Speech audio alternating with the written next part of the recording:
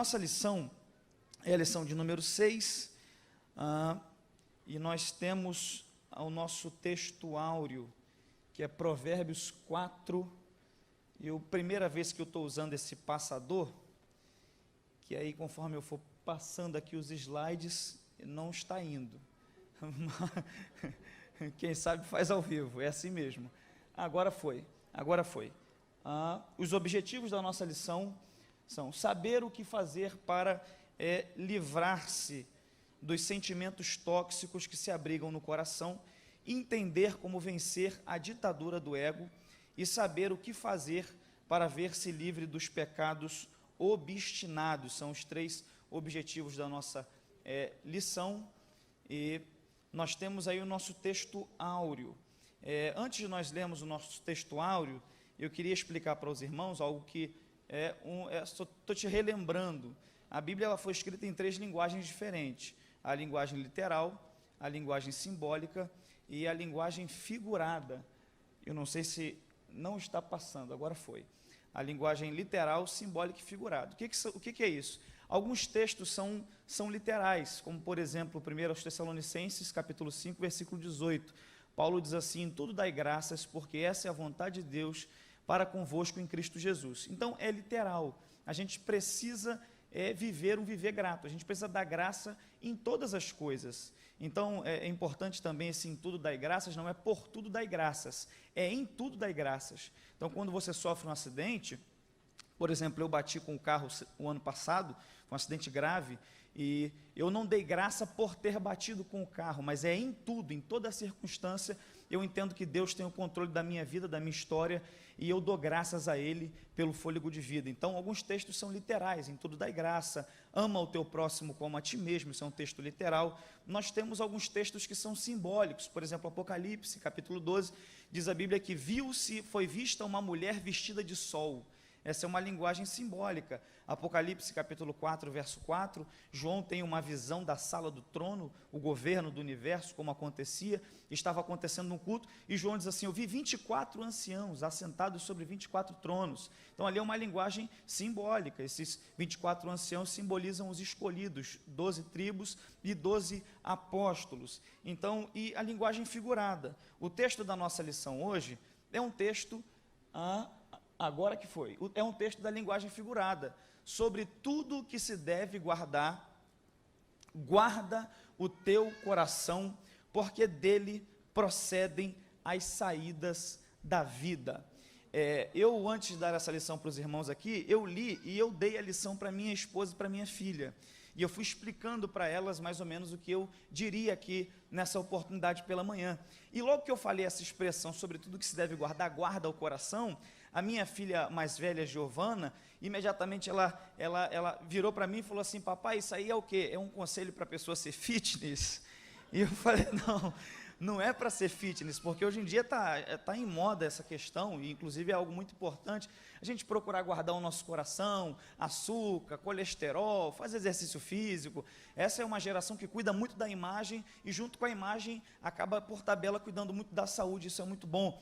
Mas não se trata de guardar o coração no sentido literal. É lógico que você deve fazê-lo no sentido literal também, mas o texto está se referindo a um sentido simbólico de guardar o coração. É uma linguagem figurada. Então, para nós entendermos bem isso aqui, a gente tem uma exegesezinha rapidinha do texto, para nós conseguirmos compreender. Opa, voltou. Agora, eu estou me adaptando com isso aqui. O que é o coração na Bíblia Sagrada? O Antigo Testamento emprega a palavra lebe. O Antigo Testamento emprega a palavra lebe ou lebabe para coração. São termos sinônimos, sendo que o primeiro ocorre nas partes mais antigas e o segundo a partir de Isaías. O coração aparece nos 2 sentidos, literal e metafórico. As referências ao órgão físico são poucas, em sua maioria são específicas. A maioria das vezes em que os termos aparecem se referem ao sentido metafórico, ou seja, como o coração é o centro da vida das emoções. Então, a Bíblia nos mostra o coração como o centro da vida, o centro das emoções do ser humano.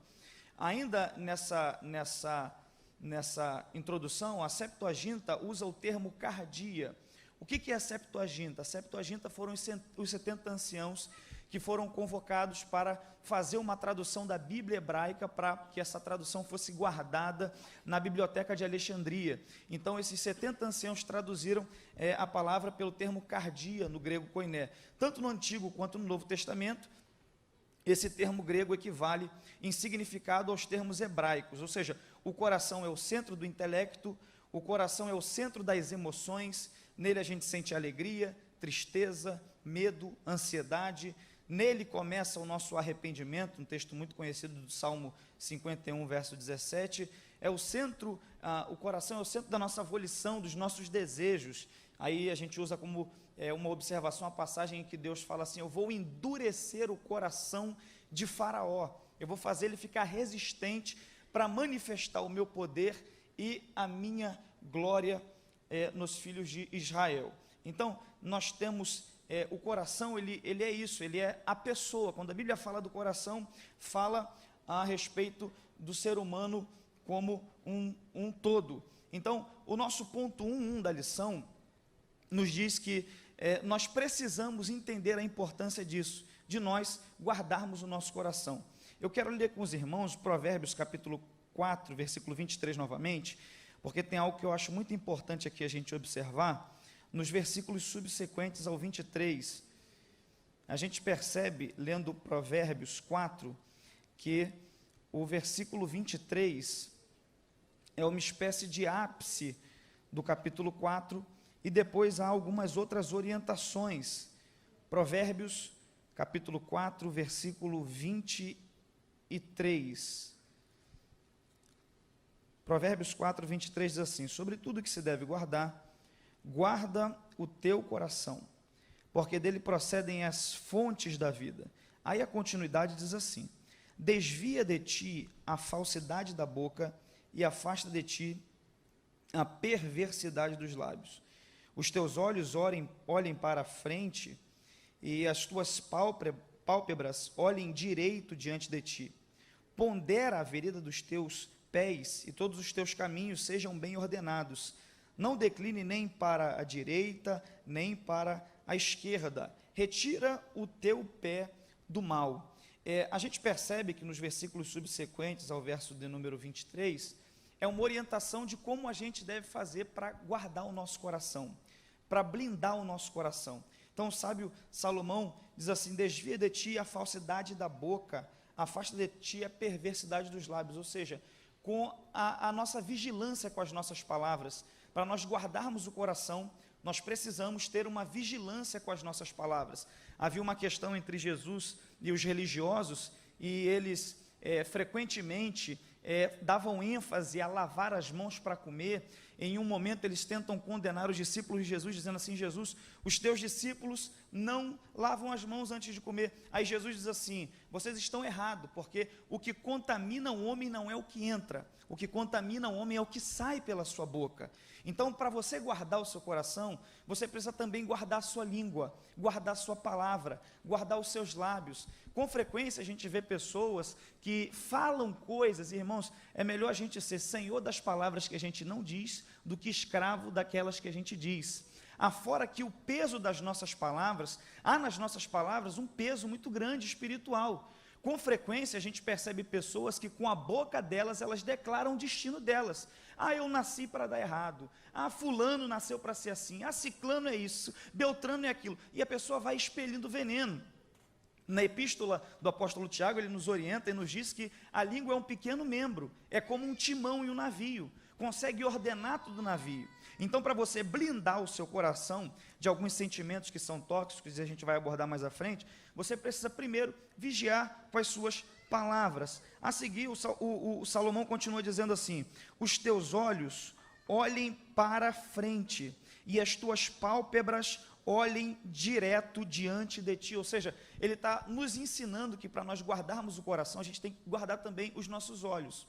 Jesus disse que os olhos são a candeia do corpo, então os olhos são a janela da alma. Aquilo que a gente põe diante dos nossos olhos vai entrar para dentro da nossa alma e para dentro do nosso coração, consequentemente. Então, a orientação de Salomão aqui é: guarda os teus olhos. Como é que eu faço para blindar o meu coração de sentimentos tóxicos, como é que eu faço para blindar o meu coração de pecados, como é que eu faço para blindar o meu coração do egoísmo? Você blinda o seu coração vigiando as suas palavras e vigiando também os seus olhos, aquilo que você coloca diante dos seus olhos. Em último lugar, Salomão nos dá uma orientação dizendo assim: pondera a vereda dos teus pés, e todos os teus caminhos sejam bem ordenados. Ou seja, as escolhas que você faz na vida, as decisões que você vai tomando ao longo da vida, elas vão também blindar o seu coração ou expor ele a alguma situação. Então, o nosso primeiro sentimento, do qual a gente deve blindar o nosso coração, é o ressentimento. O nosso ponto 1, se você tiver com a sua revista aí, eu vou acompanhar bastante a revista. O nosso ponto 1 diz assim: sentimentos tóxicos alimentam-se de algumas condições específicas. A maioria das pessoas que nutre apresentam um padrão de fundamento emocional reincidente. Seria como se o indivíduo fosse condicionado a repetir dado comportamento de forma mecânica. A expressão sentimentos tóxicos, muito utilizada no marketing dos livros de autoajuda, diz respeito a toda a emoção negativa que vem ao encontro da nossa vida, penetra a nossa alma e esconde-se em nosso coração. É importante a gente entender que nós somos seres humanos, nós temos sentimentos, nós vamos sentir sensações. Agora, a grande questão é quando esses sentimentos se tornam tóxicos. A grande questão é quando esses sentimentos tomam o controle da nossa vida. Para você ter uma vida vitoriosa, uma vida abençoada, uma vida próspera, você precisa ter uma vida pautada pelo seu racional, não pelo seu emocional. Há um tempo atrás eu ouvi uma frase que eu guardei, eu nunca mais me esqueci. Em uma briga entre o cérebro e o fígado, o cérebro sempre ganha. Então você precisa entender que a inteligência sempre ganha a emoção.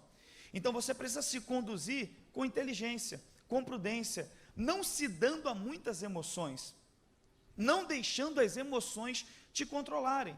Então emoções você vai sentir um medo extremo em alguns momentos, você vai sentir pavor em alguns momentos, você vai se sentir irado em alguns momentos, você vai ficar com raiva em outros momentos, mas o que você não pode, em hipótese nenhuma, é deixar esse sentimento controlar a tua vida, porque com frequência ele vai te levar ao pecado. A gente tem aí, por exemplo, exemplos bíblicos diversos. O Caim, ele foi habitado por um sentimento de inveja, e ele deixou esse sentimento tomar conta do coração dele, quando ele percebeu que a oferta do irmão dele, Abel, foi muito superior a dele. Então ele deixou esse sentimento tomar conta, Deus o visitou e Deus falou: o pecado jaz à porta, cabe a você dominar.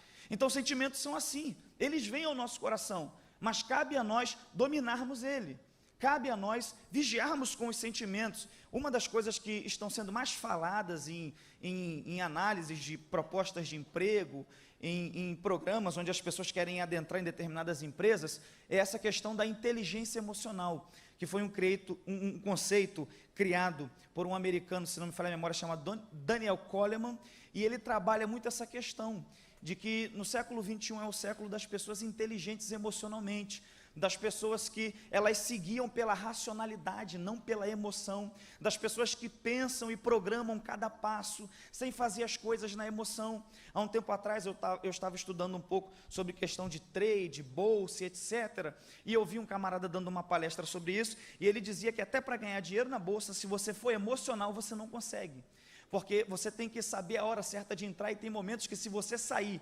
diante de uma perda, você perde muito mais. Então a gente precisa ter esse entendimento de que sentimentos e sensações são normais. Até Jesus teve sensações extremas. Quando no Getsemane ele disse assim: eu vou orar porque a minha alma está angustiada até a morte.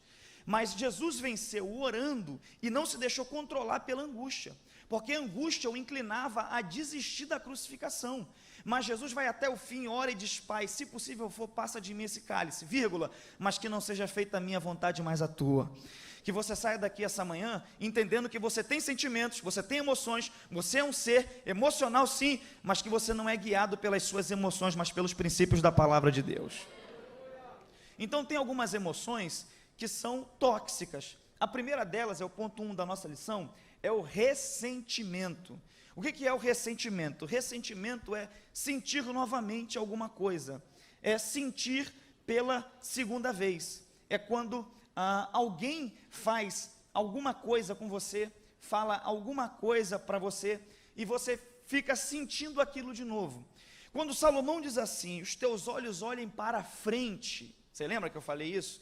Quando Salomão orienta dizendo, os teus olhos olhem bem adiante, ele está dizendo isso, porque geralmente o ressentido é alguém que tem uma vida para o passado, é alguém que tem olhos muito para o passado, e a gente às vezes ouviu uma palavra, às vezes a gente recebeu um determinado tipo de olhar, às vezes alguma pessoa fez algo com a gente, e se nós não vigiarmos, isso se torna um ressentimento.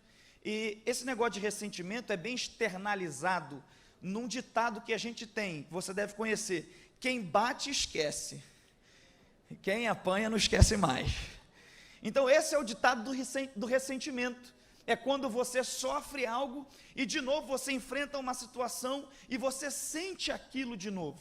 O ressentimento precisa ser tratado, o ressentimento precisa ser curado, porque senão ele descamba em outra coisa, ele se torna outra coisa, que é o ponto 1.2 da nossa lição, que é a mágoa. A mágoa é como uma ferida em nossa alma, que é cada vez mais aprofundada pelo ressentimento, e geralmente vem acompanhada de outros problemas. Quando você não trata o ressentimento, quando você não cuida do ressentimento, ele vai se tornando uma mágoa, vai ficando aprofundado, e a mágoa vai gerando mau humor, intolerância, diminuição da sua autoestima. Na questão familiar, aproveitando que a nossa lição é uma lição sobre família, quando você sai, por exemplo, pela manhã, e aí você tem uma discussão com a sua esposa, alguma coisa do tipo, e aí você volta da tarde para a noite, você toma um banho, e às vezes você quer ter um momento de intimidade, fazer amor, e a mulher lembra a palavra que ela ouviu de manhã, e aquilo se torna um ressentimento. Se você não souber tratar isso, daqui a pouco vira uma mágoa, e vai criando um afastamento, vai criando uma barreira na intimidade entre os cônjuges, e os casamentos vão ficando suscetíveis a traições,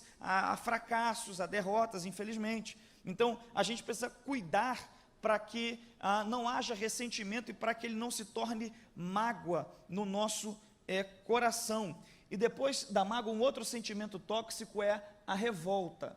O ponto 1.3 da nossa revista diz assim: a revolta é uma espécie de ranço, um roquejar áspero e maligno que se abriga dentro do peito do homem, fazendo-o desejar o mal daqueles contra quem ele se indignou. Sabe, irmãos, esse sentimento de revolta é um sentimento de vingança, é aquele do qual a Bíblia nos orienta a gente abrir mão, porque a gente precisa entender que a justiça nossa vem de Deus. A gente precisa ter esse discernimento. A gente não pode ter um coração movido por revolta. A gente não pode deixar a revolta entrar no nosso coração, um ódio de desejo de matar. O que a gente precisa ter no nosso coração é aquilo que Jesus falou: fome e sede de justiça. Agora, fome e sede de justiça é diferente de revolta. Fome e sede de justiça é completamente diferente de revolta. Então, a revolta, por exemplo, no ambiente familiar, leva à traição de um dos cônjuges. A gente vê hoje que há muitos filhos que crescem em lares disfuncionais, em casamentos, vendo o casamento dos pais de forma, um casamento disfuncional, e aí o filho cresce revoltado. Por que é que na nossa sociedade está se espalhando tanto aí a homossexualidade, sabe, entre meninas e entre meninos? É por causa disso. Muitas vezes a homossexualidade se manifesta como uma espécie de revolta contra algo, contra uma mágoa, contra um ressentimento que uma criança tem, que um adolescente tem, que um jovem tem. Por isso a gente precisa tratar isso na nossa casa e não deixar que jamais isso aconteça. Jamais deixar que um filho fique revoltado. Tem uma frase muito que diz que os jovens são rebeldes sem causas. Quando você vê às vezes um menino se revoltando do nada. Então assim, a gente precisa vigiar e precisa cuidar muito com isso. Como a gente pode fazer se em algum momento o nosso coração entrou alguns desses sentimentos tóxicos? Se em algum momento entrar algum desses sentimentos tóxicos, como a gente trata isso no nosso coração? Com duas coisas aqui que na fábrica da EBD eu pesquei, e esse slide é todo deles, diálogo. Tiago capítulo 5, verso 16 e 17, o apóstolo Tiago diz assim: vocês precisam confessar as vossas culpas uns aos outros, para que vocês sejam sarados.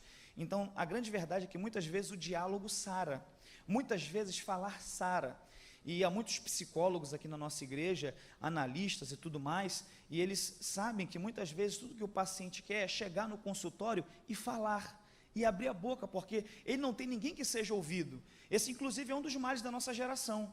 A nossa geração é uma geração que quer falar muito. Você vai no Google e você bota assim, curso de oratória. Irmão, vai aparecer 300 milhões de links. Mas deveria haver também curso de escutatória, para a gente aprender a ouvir as pessoas. É uma geração que fala muito o tempo todo e, infelizmente, ouve pouco.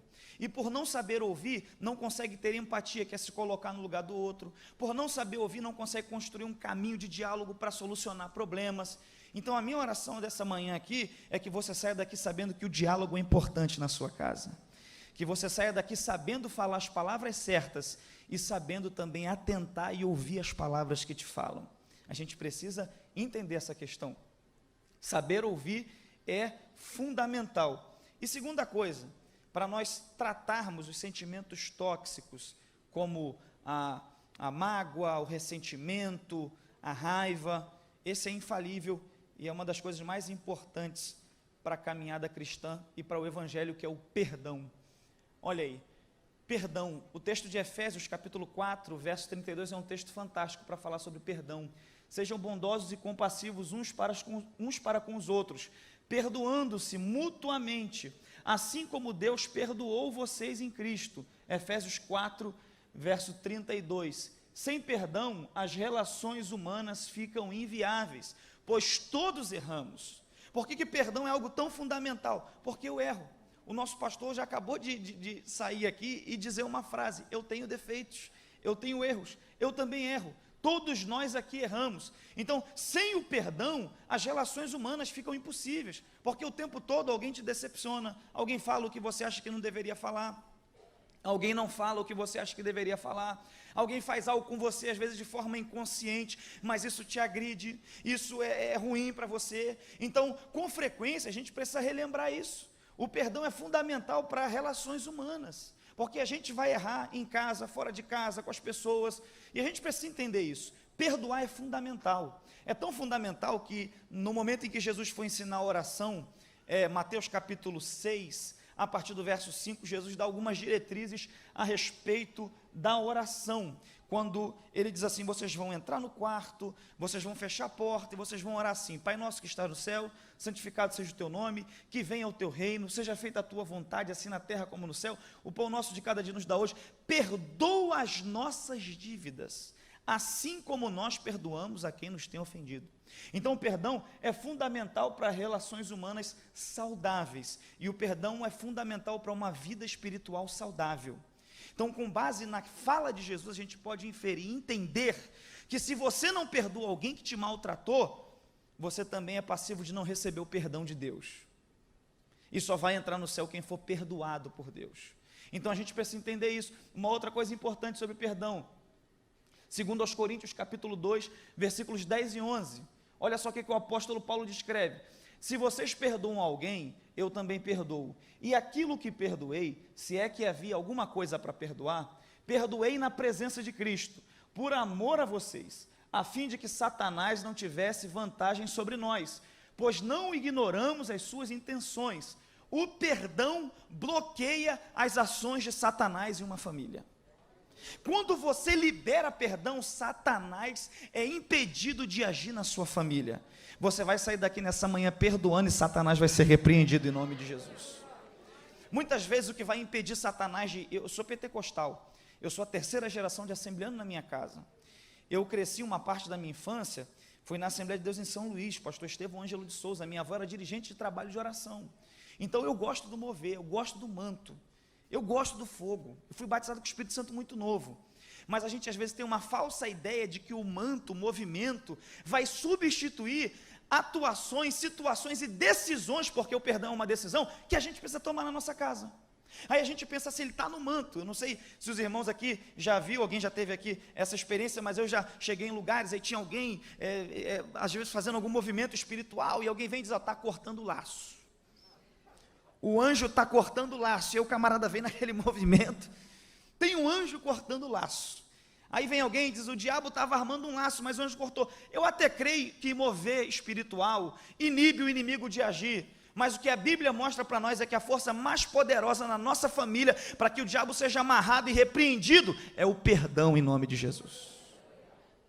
Então a gente precisa entender isso. O perdão é fundamental para a gente bloquear as ações de Satanás. Aí eu coloquei uma frase aqui interessante, o perdão não muda o passado, mas te dá a possibilidade de recomeçar no presente para ter um futuro diferente. Então o perdoar é basicamente entender que o passado não pode ser mudado, mas que o passado está no passado, e Deus tem mais para você no futuro. Uma outra coisa que a gente precisa guardar o nosso coração, aí eu já entro no ponto 2 da nossa lição, se você tiver com a sua revista aí, é importante você ir acompanhando, guarde o seu coração do egocentrismo. De modo geral, pode-se dizer que o egocentrismo é uma característica das pessoas que acreditam ser o centro do universo. Essas priorizam a si mesmas na mesma medida em que consideram os desejos, seus desejos, pensamentos e necessidades alheias. Preste atenção, a gente precisa guardar o nosso coração do egocentrismo. É o próximo slide aí. Guarde o seu coração do egocentrismo. E o egocentrismo aqui, de acordo com o pastor Estevão, ele abarca algumas características que a gente vai observar. O narcisismo, deixa eu ver se... o narcisismo é uma das primeiras características do egoísmo, daquele que tem essa característica do egocentrismo, é aquele que acha que em primeiro lugar é ele, em segundo lugar é ele, em terceiro lugar é ele, em quarto lugar é ele, em quinto lugar é ele, é só ele. É aquela figura que olha no espelho e diz, louvado seja o meu nome, glória a mim, eu sou muito bom, eu sou fantástico, eu sou o cara. Então, inclusive, essa é uma outra coisa que está sendo acentuada na nossa sociedade nesse momento, porque uma das formas que algumas pessoas vislumbram de curar certas deficiências, certos bloqueios emocionais, é instigando a autoconfiança. Preste atenção nisso, é instigando a autoconfiança. Então, assim, tem vários coaches que fazem trabalhos muito bons, muito interessantes, e eles sempre, a maioria deles vão nesse caminho de instigar a autoconfiança na pessoa, para que ela se empodere e ela vença bloqueios. Só que a grande questão é que às vezes as pessoas são tão instigadas que elas começam a viver e manifestando sintomas de narcisismo, sintomas de ingratidão. É aquela coisa que você tem que confiar em você, você é o cara, você pode, você é isso, você é aquilo, você vai conseguir, você nasceu para ser o melhor de todos, essa coisa toda. Isso, irmãos, a gente precisa dosar isso. E é importante que nós temos o Evangelho. Antes de qualquer cara inventar essas técnicas de coaching aí, o Evangelho já é o melhor método de alinhar o nosso comportamento, nos alinhar ao céu. A gente precisa entender isso, sabe? Eles vêm com um instigamento da autoconfiança de forma exagerada, e a gente vai para a palavra, irmão, já está tudo na palavra. A palavra já nos orienta a gente a entender que Deus está conosco. E a palavra nos orienta a confiar não apenas na nossa força, na nossa capacidade, mas na graça de Deus na nossa vida. Uns confiam em carros, outros em cavalos, mas nós faremos menção do nome do Senhor. Então você tem que ter uma noção do seu potencial, você tem que ter uma ideia da sua capacidade, você tem que se conhecer. Mas o que você não pode deixar é essa autoconfiança se tornar em autossuficiência, é essa autoconfiança exagerar e te fazer alguém escravo do seu próprio ego, alguém egocêntrico. A gente precisa entender que a nossa autoconfiança esbarra no limite da dependência de Deus, porque é Ele que cuida das nossas vidas. Então, tem algumas doenças do ego aí. De modo geral, pode-se dizer que o egocentrismo é uma característica das pessoas que acreditam ser o centro do universo. A primeira característica, o primeiro sentimento do qual a gente deve guardar o nosso coração no egocentrismo é o narcisismo. O narcisismo é uma distorção da autoimagem e pode se tornar patológico e prejudicar as relações do indivíduo. O narcisista tende a ser exibicionista e tende a não ouvir o que o outro diz. Geralmente só espera a sua vez de falar. Esse é um mito muito conhecido, o mito de Narciso. Foi o homem que olhou para a sua própria imagem em um lago refletido, e aí ele cai no lago e morre afogado, apaixonado pela própria imagem. Então tem muita gente assim, apaixonado pela própria imagem, apaixonado por si mesmo. E a gente precisa entender que o Evangelho é um convite à negação do eu. Quem quiser vir após mim, continua, quem quiser vir após mim, então a gente precisa entender isso. O Evangelho é uma negação a isso. A gente precisa discernir isso. Se em algum momento, sabe, a gente precisa entender que, até uma certa medida, há um pouco de narcisismo em cada um de nós, no sentido de que a gente precisa gostar da nossa imagem. A gente precisa ver a nossa imagem. Mas o problema é quando isso se torna disfuncional e a gente vive para mostrar a nossa imagem. Uma outra enfermidade do egocentrismo que a gente precisa cuidar é o egoísmo. É uma patologia advinda da imaturidade emocional. O egoísta quer receber mais do que é capaz de dar.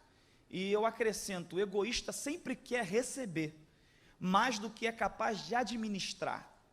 Ele sempre quer receber mais do que ele tem estrutura de fato para receber.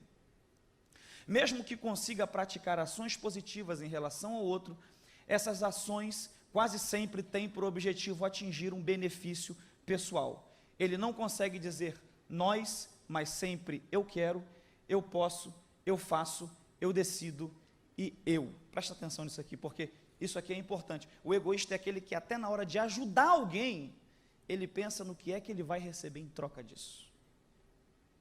É aquele que até na hora de fazer alguma coisa a alguém, tudo ele quer levar uma vantagem em cima. Tudo ele quer ganhar alguma coisa em cima. Tudo que ele faz é pensando nele mesmo. Então essa é uma doença terrível do nosso ego. Ingratidão é uma outra característica também terrível. Pessoas autocentradas ou que acreditam que Deus e o mundo lhes devem tudo, têm sérias dificuldades em reconhecer os favores recebidos e por esse motivo não desenvolvem a virtude de reconhecer a importância do outro em sua vida. Eu não sei se você já teve essa experiência, mas uma vez eu estava num determinado lugar e eu ouvi algo péssimo. Eu estava num lugar e eu ouvi uma pessoa dizendo assim, cheguei onde cheguei sem a ajuda de ninguém, foi tudo independente, foi tudo assim. E eu fiquei olhando aquela situação e a primeira coisa que eu pensei, eu estou diante de um ingrato, porque ninguém chega a lugar algum sem ajuda. A gente precisa entender isso. Pessoas nos ajudam. Eu jamais poderia estar aqui se não fosse o pastor Silas, se não fosse o pastor Ronaldo, se não fosse o pastor Odilton. Então, a gente precisa entender isso. Nós precisamos de ajuda. A gente já nasce precisando de ajuda. São duas mãos que nos tiram do ventre. Então, pessoas ingratas são pessoas que acham que você está fazendo, você faz um favor por elas e elas acham que não é favor isso, que você tem que fazer mesmo. Elas não têm essa noção, esse senso, esse discernimento. O próximo slide diz como livrar-se do egocentrismo que domina o coração. Tanto na questão dos narcisistas, dos egoístas e dos ingratos. A gente precisa observar os ensinos de Jesus, o exemplo de Jesus e o impacto da vida de Jesus na vida de João, lá na primeira epístola do apóstolo João, capítulo 4, verso 19 ao 21. Preste atenção nisso aqui. O Evangelho, como eu já disse, é fundamental para a gente livrar o nosso coração do egoísmo, do narcisismo e da ingratidão. A gente precisa ter no nosso coração esse senso de gratidão, esse senso de que nós fomos alcançados por graça. Pessoas nos ajudam o tempo todo e a gente precisa ser grato, sabe? Um obrigado é muito importante de ser falado. Você reconhecer é muito importante. Há muitos textos sobre gratidão e ingratidão na Bíblia que são interessantes. Por exemplo, o texto de Nabal, quando Davi auxilia Nabal, arma a sua milícia, cuida de tudo que era de Nabal, e quando chega o tempo da tosquia, da colheita dos alimentos, Davi manda um mensageiro, dizendo, olha, eu protegi vocês, cede alguma coisa para a gente. E Nabal diz assim, não vou ceder nada, eu não pedi nada, vocês fizeram porque queriam fazer. E aí a Bíblia diz que Davi fica irado. E uma mulher sábia, Abigail, que era a esposa de Nabal, arruma os jumentos, prepara mantimentos e leva ao encontro de Davi. Ela consegue interceptar Davi antes de Davi fazer o mal que ele pretendia. E eu acho curioso que no texto, uma fala de um mensageiro para a mulher, ele diz assim, olha, Davi ajudou, Nabal respondeu de forma ingrata, faz alguma coisa porque o mal já está determinado.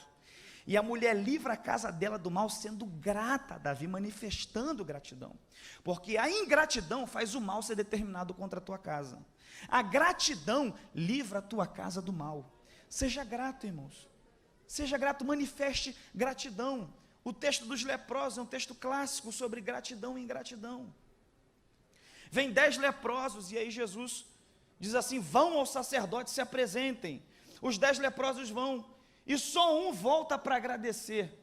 Jesus olha para aquele único que voltou para agradecer, aponta ele e diz, ainda é samaritano. Aí Jesus olha para ele e diz, vai, a tua fé te salvou. E é interessante isso, os 9 leprosos que foram ingratos receberam só a cura da lepra. O leproso que foi grato, além da cura da lepra, recebeu a salvação em Cristo Jesus. Porque quando você é grato, você abre o fluxo para a próxima bênção chegar na sua vida. Então, a gente precisa entender isso, os ensinos de Jesus. Como eu já citei aqui, quem quiser vir após mim, negue-se a si mesmo, tome a sua cruz e me siga. Os ensinos de Jesus. Ama a Deus sobre todas as coisas, com todas as tuas forças, com todo o teu coração, com todo o teu entendimento, e ao próximo como a ti mesmo. Essa é uma regra de ouro que Jesus nos dá nas relações. Ama o próximo como a ti mesmo. E esse amor que Jesus nos manda ter ao próximo, não é um amor platônico, não é um amor de beijo, de abraço o tempo todo, amor chiclete, não. É um amor de atitude, é um amor de ação. Ou seja, eu faço com o outro o que eu gostaria que fizesse comigo. E eu não faço com o outro o que eu não gostaria que fizesse comigo. Se toda a sociedade vivesse pautada nesse princípio, nós teríamos uma sociedade maravilhosa, irmãos. Se tudo aquilo que eu vou fazer com o outro, eu penso, será que eu gostaria que fizessem isso comigo? Ah, eu gostaria que fizessem isso comigo, então eu vou fazer. Se tudo aquilo que eu vou fazer com o outro, eu gostaria que fizesse comigo, não gostaria que falassem mal de mim, eu não gostaria que tivessem certas atitudes assim comigo, então eu não vou ter com o outro. Então a gente precisa disso. Os ensinamentos de Jesus, o exemplo de Jesus, o apóstolo Paulo diz, de sorte que haja em vós, Filipenses 2,5, o mesmo sentimento que houve também em Cristo Jesus, sentimento de abnegação, de esvaziamento, de humildade, sabe, a humildade. Eu gosto muito de uma definição do C.S. Lewis de humildade, quando ele diz assim, humildade não é pensar menos de si mesmo, é pensar menos em si mesmo, de modo que o humilde é aquele que pensa mais no todo, mais no coletivo, e menos apenas em si mesmo. Então a gente precisa entender isso. Uma outra coisa da qual a gente deve guardar o nosso coração, do pecado obstinado. Ponto 3 da nossa lição, eu estou aqui na lição, no PowerPoint e na Bíblia. Ponto 3 diz assim, é péssimo para a alma e para o corpo nutrir sentimentos tóxicos, tanto quanto o é viver sob a ditadura do eu. Os últimos 2 pontos que nós abordamos, sentimentos tóxicos e o egocentrismo. Porém, nada se compara aos pecados obstinados e persistentes que se alojam e criam raízes no coração, pois estes nos afastam da presença de Deus. Isaías capítulo 59, 2 é um texto muito conhecido, quando Isaías diz assim, os vossos pecados causam separação entre vós e o vosso Deus. Isso aqui é uma outra coisa do qual a gente deve guardar o nosso coração. Em muitos lugares não está mais em voga a mensagem contra o pecado. Há pessoas que querem atualizar a Bíblia para tirar o conceito de pecado, em nome de um suposto acolhimento. Mas a nossa igreja é a igreja da palavra. O pecado ele tem que ser combatido. Nós precisamos pregar santidade. Santidade ao Senhor. Irmãos, Deus é santo e requer de nós santidade. Requer de nós renúncia, sabe? Eu creio num evangelho que abraça o homem. Eu creio num evangelho que acolhe o homem, mas esse mesmo evangelho que abraça, que acolhe, é também o evangelho que transforma, aleluia. E a gente precisa entender isso. A gente precisa entender isso. Há um tempo atrás eu estava estudando e eu cheguei a uma conclusão, que para determinados teóricos, preste atenção nisso, determinados males são os males principais da humanidade. Por exemplo, para Marx, o mal principal da humanidade é o acúmulo dos meios de produção na mão de poucos. Por isso ele escreve o Capital, essa coisa toda aí que a gente vive e combate. Para outros teóricos, o mal era o meio, que o ser humano é um produto do meio. Mas quando a gente vai para a Bíblia, a gente percebe que a raiz do mal se chama pecado. É por isso que o Evangelho é superior a qualquer pensamento. Porque enquanto qualquer outro pensamento tenta combater os frutos do pecado, o egoísmo, a miséria, o Evangelho vai na raiz e cura o homem do pecado e faz ele viver uma nova vida em Cristo Jesus. Por isso que o Evangelho é muito superior a qualquer ideologia, a qualquer outro pensamento. E a gente precisa ter esse entendimento, que a gente deve guardar o nosso coração do pecado obstinado, do pecado quanto mais, de todos os pecados, porque a gente também tem uma outra característica, que é muito nossa. A gente coloca em ênfase pecados apenas de ordem sexual, quando arrogância é um pecado, soberba é um pecado, e a gente precisa entender isso. A gente precisa orar para Deus guardar o nosso coração do pecado obstinado. Então a gente tem no ponto 3.1 a história de Davi, do adultério de Davi. Ponto 3.1, se você tiver com a revista aí, para a gente caminhar para encerrar, diz assim: o adultério cometido por Davi com Betseba trouxe graves consequências para a sua vida pessoal, para a sua família e para o seu reino. Sabe, foram muitas as consequências do pecado de Davi. Um filho deitou com a filha, aí o outro filho matou esse filho que deitou com a filha. Aí mais à frente um desses filhos fez uma rebelião para tomar o reino do pai, e deitou com todas as mulheres que tinham sido concubinas do pai. Irmão, foi uma confusão o pecado de Davi. E a gente precisa entender que pecado, Deus perdoa, mas as consequências são terríveis. Então é bom a gente viver uma vida de santidade com Deus, para blindar a nossa vida das consequências, sabe? E eu quero encerrar com um texto da palavra de Deus, que é o Salmo de número 119, o versículo de número 11, que diz assim: escondi a tua palavra no meu coração para eu não pecar contra ti. Nessa manhã o que a gente está fazendo aqui é justamente isso, é esconder, guardar a palavra no nosso coração, para nós não pecarmos contra o Senhor. Como a gente se livra do pecado de forma quanto mais? O arrependimento. O acesso à liberdade é através do arrependimento. Arrependimento não é quando você chora, arrependimento é quando você muda. A gente precisa entender isso. A pregação do Evangelho é uma pregação que tem também no seu escopo o elemento do arrependimento. Quando a gente se arrepende, quando a gente promove na nossa vida uma mudança para não mais errar, não mais viver uma vida no erro. Então, de repente você entrou aqui essa manhã e tem alguma coisa da qual você precisa se libertar, tem alguma coisa da qual você precisa de libertação. Então é amanhã de você sair daqui com a palavra no seu coração, se arrependendo de qualquer, que você faça a oração que fez o salmista: sonda-me, ó Deus, e vê se há em mim algum caminho mau, e guia-me pelo caminho eterno. Que você saia daqui nessa manhã assim, pedindo a Deus para sondar o seu coração, para que Ele te livre de sentimentos tóxicos, de mágoa, ressentimento, revolta, para que Ele te livre da ditadura do ego, do egoísmo, do narcisismo, da ingratidão, e para que Ele te livre, para que Ele me livre, para que Ele nos livre do pecado obstinado, para que a gente viva uma vida de santidade na presença do Senhor. Que Deus te abençoe e aplaude ao Senhor Jesus, e eu agradeço a minha rica e poderosa oportunidade.